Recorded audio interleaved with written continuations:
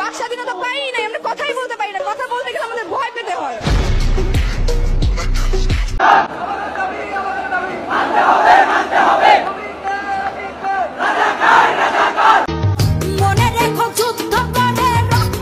Hello বন্ধুরা, কেমন আছেন সবাই? আশা করি অনেক ভালো আছেন। নতুন আরো একটি ভিডিওতে আপনাদের সবাইকে স্বাগতম। আজকের এই ভিডিওতে আপনাদেরকে দেখাবো টিকটকাররা ছাত্র আন্দোলনে কতটুকু ভূমিকা রেখেছিল আর কোন কোন টিকটকাররা ছাত্রদের পাশে ছিল।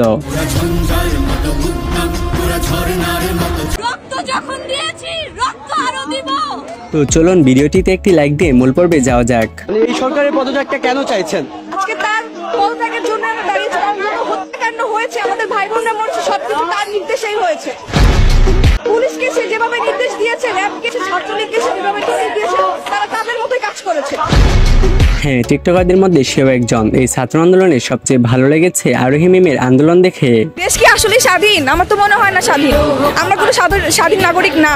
আমরা এখনো, আমার মনে হয় যে 1971 সালে যে দেশ স্বাধীন হয়েছে সেটা শুধু শেখ পরিবারের জন্য, আমাদের জন্য না। যদি তার মতো করে এমন সাহসী কথা আর কারো মুখে শুনি নাই, বিকজ সে সরাসরি এক দফার জন্য আন্দোলন করেছে। আমি যদি ভয় পেতাম তাহলে এখানে এসে দাঁড়াতাম না। আমি জানি না আমার কি হবে, কারণ আমরা তো এখনো স্বাধীন না। যদি আমাদের এই সরকার পদত্যাগ করে তাহলেই আমরা আসলে স্বাধীন নাগরিক হতে পারবো।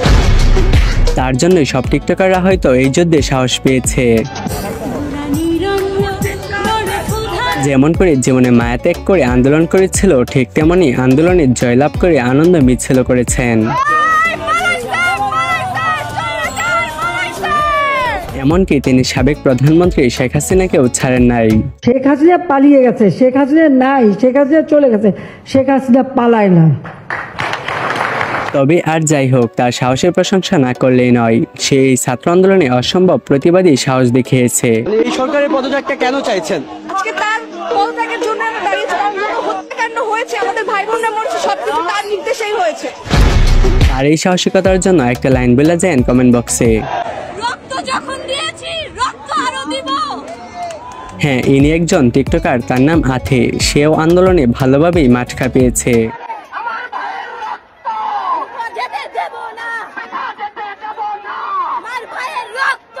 যদিও তার আগের ভিডিওগুলো দেখলে আপনি বিশ্বাস করবেন না যে এটা ইনি। যাই হোক, এই আন্দোলনে তিনি সরাসরি যুক্ত ছিলেন।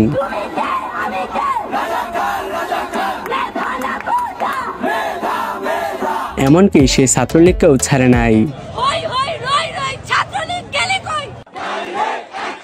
আচ্ছা যাই হোক, আথি আপু কেমন জানি না, তবে তার এই আন্দোলনের প্রতিবাদ কেউ ভুলবে না। এরপরে রয়েছে টিকটকার শান্তি রহমান, যে কিনা নাচের জন্য বিখ্যাত। সে তার বিকারুন্নিসা স্কুলের ছাত্রদের নিয়ে সরাসরি কোটা আন্দোলনে অংশ নিয়েছিল।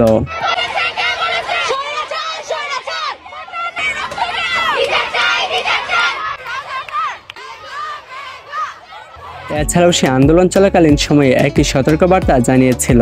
ছাত্রলীগের অপকর্ম থেকে বাঁচতে এই সতর্কটি দিয়েছিলেন তিনি। যারা কোটা প্রোডিউস করতেছো তাদের জন্য বলতেছি, নিজেদের কাছে তো 15 টাকা 20 টাকা আছে, রাইট? তাহলে অন্যের কিনে দেওয়া পানি বা খাবার খেও না, কারণ ওরা পানির সাথে ঘুমের ওষুধ মিশিয়ে দিচ্ছে, তাও আবার সাধারণ শিক্ষার্থী সেজে। একান্তই তোমার পরিচিত না হলে ওদের কাছ থেকে খাওয়ার কিছু নিওই না। টিকটকার মানিক মিয়া তার সমর্থক নিয়ে মাঠে নেমে যুদ্ধ করেছেন। তার সাথে প্রচুর লোক ছিল, তিনি তাদের সবাইকে নিয়ে ছাত্র আন্দোলনে অংশ নিয়েছিলেন। আন্দোলনে জয়লাভ করার পর তিনি একটি ফানি ভিডিও তৈরি করেন। কাউয়াকাদের কই তুই বাসা, আমারে বাংলাদেশের ছাত্র দলের পোলাপান আমারে দাওয়া করছে, কাউয়াকাদের কই তুই আমারে বাসা, এই হাজার হাজার কোটি নিয়ে চুরি করে আমি অন বিপদের মধ্যে আছি, কই আসছিস তুই? ওরে আল্লাহ গো আল্লাহ, অন আমি যাই কোনো, আমি তো যাওয়ার কোনো জায়গা পাইতাছি না। জামুগুনো ওখানে পানির তলে গেলে পানির তলে দিনে মানে টাইনা বাই করবো। নৃশংস ঘটনাগুলোর ক্লিপ দিয়ে ভিডিও তৈরি করেছেন টিকটকার অনামিকা ঐশী।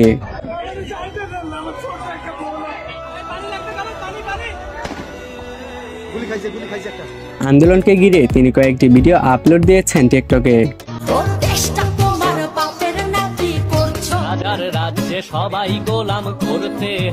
তবে আমার জানা নাই তিনি উক্ত আন্দোলনে অংশগ্রহণ করেছিল কিনা।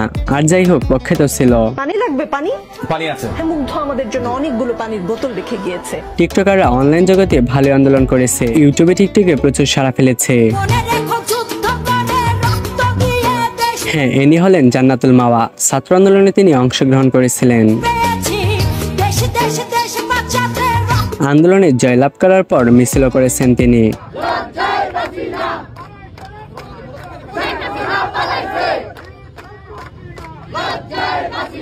এছাড়াও তিনি সাবেক প্রধানমন্ত্রী শেখ হাসিনার ভাইরাল কথা দিয়ে ফানি ভিডিও তৈরি করেন। শেখ হাসিনা পালিয়ে গেছে, শেখ হাসিনা নাই, শেখ হাসিনা চলে গেছে, শেখ হাসিনা পালায় না। এরপরে রয়েছে আথির আনন্দ বিলাস।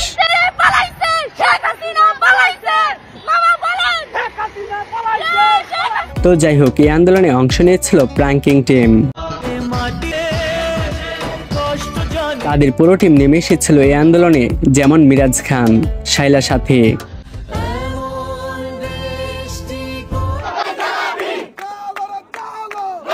আরো অনেকেই ছিল। যাই হোক, দ্বিতীয়বারের মতো এই দেশ আবার স্বাধীন করার পর দেশকে পরিষ্কার পরিচ্ছন্নতার কাজেও নেমে পড়েছিল প্রাঙ্কিং টিম। এরপরে রয়েছে মুদির বউ পালাইছে।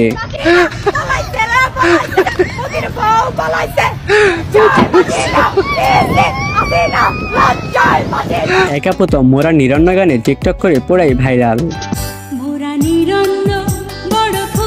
যাই হোক, আন্দোলনে অংশগ্রহণ করতে না পারলেও যারা অনলাইনে স্ট্যাটাস দিয়েছিল ছাত্রদের পক্ষে, তাদের জন্য এই ভিডিওটা। আপনি বাসায় বসে ফেসবুকে লিখতেছেন, এটারে ছোট মনে কইরেন না, কারণ কাজী নজরুল ইসলামের কলমের লেখাটাও কিন্তু ব্রিটিশদের মনে আগুন জ্বালায় দিছিল। তবে হ্যাঁ, এখনো আমার সাইদ ভাই, মুগ্ধ ভাইদের মতো শহীদ ভাইদের কথা এখনো মনে পড়ে। মৃত্যুকে ভয় না করে তারা এই যুদ্ধে নেমেছিল, নিজেদের জীবন দিয়ে আজ তারা এই দেশকে দ্বিতীয়বারের মতো স্বাধীন করে গেছে। আমরা তোমাদের কখনো ভুলবো না। এমনকি দেশের সব থেকে বড় টিকটকার অমি আপু, তিনিও ছিলেন উক্ত আন্দোলনে। আন্দোলনে জয়লাভ করার পর তিনি পতাকা নিয়ে আনন্দ উল্লাসের একটি ভিডিও টিকটকে আপলোড করেন। আরেকদিকে ইউটিউবার ওমর অন ফায়ার সরাসরি আন্দোলনে যুক্ত ছিলেন।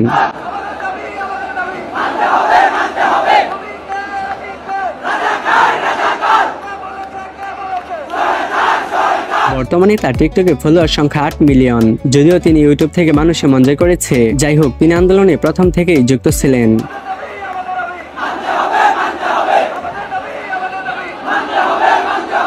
এমনকি তিনি নৃশংস ঘটনাগুলো ক্লিপ দিয়ে ভিডিও তৈরি করেছেন। অবশেষে ছাত্রদেরই জয় হইল, আমরাই জিতছি, আমাদের এই আন্দোলন সফল হয়েছে। এই স্বাধীনতা পাইয়া খুশিতে চিল্লাইতে চিল্লাইতে গলাটা পুরো শুকায় গেছে। একটু পানি খাই।